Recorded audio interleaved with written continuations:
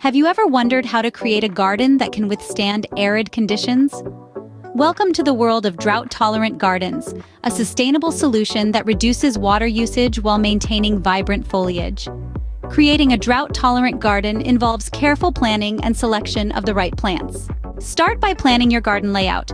It's crucial to consider elements like sun exposure, soil type, and local climate.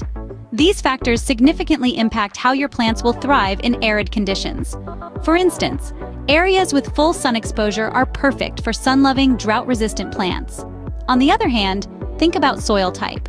Some plants prefer sandy soils, while others thrive in clay. Also, remember to group plants with similar watering needs together. A well-planned garden is the first step to success in creating a drought-tolerant oasis. The key to a drought-tolerant garden lies in your choice of plants.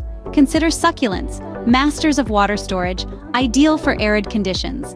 Lavender, with its delightful scent and vibrant color, is another drought-resistant champion. Then there's sage, a hardy herb that thrives in dry soil, bringing culinary benefits along with its resilience.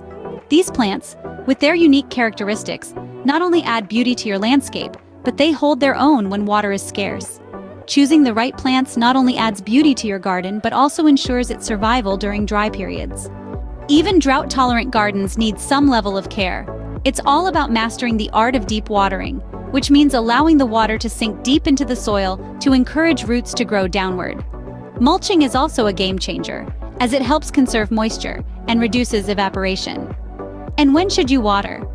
The best time is early morning or late evening when the sun is less intense. Remember, a little care goes a long way in maintaining a healthy, drought-tolerant garden.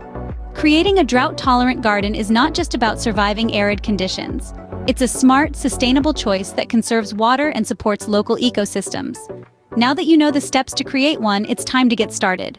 Don't forget to like this video and subscribe to our channel for more gardening tips and tricks.